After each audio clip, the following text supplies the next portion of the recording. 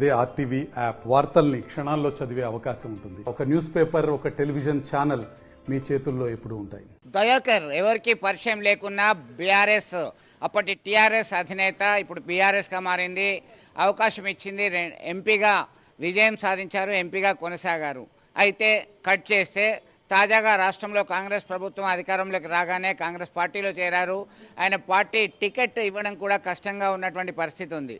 Warangal MP స్థానానికి 3 పార్టీలు పోటీపడుతున్నారు. 3 పార్టీలకు సంబంధించినటువంటి అభ్యర్థులు దాదాపుగా 2 ఖచ్చితంగా ఖరారయ్యారు. ఇప్పటికే ఫీల్డ్ మీదకి వెళ్ళిపోయారు. భారతీయ జనతా పార్టీ నుంచి ఆరూరి రమేష్ కార్యకర్తలతో, సీనియర్ నేతలతో మంతనాలు జరుపుతున్నారు. ఆయన మాట్లాడుతున్నారు, తనకి మద్దతు ఇవ్వాలి, గెలిపించాలని చెప్తున్నారు. ఎందుకంటే అర్బన్ ఓట్ బ్యాంకు అలాగే భారతీయ జనతా పార్టీ ఇంపాక్ట్ ఉన్నటువంటి వరంగల్ లోక్సభ స్థానాన్ని ఎలాగైనా కైవసం చేసుకోవాలనే పట్టుదలతో జాతీయ పార్టీ అయినటువంటి భారతీయ జనతా పార్టీ ముందడుగు వేస్తుంది. ఆచితూచి టికెట్ ఇవ్వడం జరిగింది. ఆయన పార్టీ మార్పు విషయంలో సైతం గందరగోళం నెలకొన్నటువంటి పరిస్థితి మనకు తెలిసిందే. ఈ క్రమంలో భారతీయ జనతా పార్టీ నుంచి ఆరూరి రమేష్ తన యొక్క ప్రచారాన్ని మొదలుపెట్టారని చెప్పుకోవచ్చు. వరంగల్ లోక్సభ స్థానం నుంచి మరొక వైపు కడియం శ్రీహరి బంధువు అయినటువంటి కావ్య ఇప్పటికే ప్రచారంలో ముందుకెళ్తున్నటువంటి పరిస్థితి. ఇక కాంగ్రెస్ పార్టీ ఇప్పటికీ డిక్లేర్ చేయలేదు ఎవరికి కన్ఫర్మ్ చేస్తారని.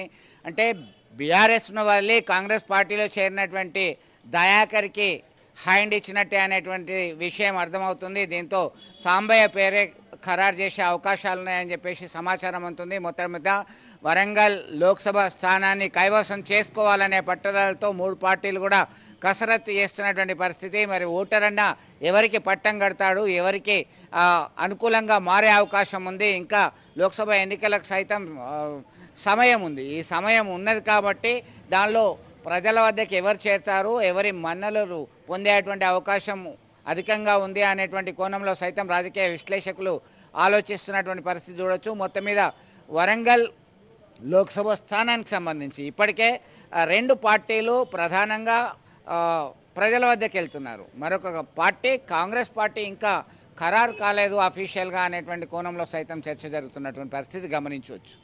మరిన్ని వీడియోస్ కోసం ఛానల్ ని సబ్స్క్రైబ్ చేయండి. లేటెస్ట్ అప్డేట్స్ కోసం వాట్సాప్ ఛానల్ ని ఫాలో చేయండి. అండ్ లింక్ డిస్క్రిప్షన్ లో ఉంది.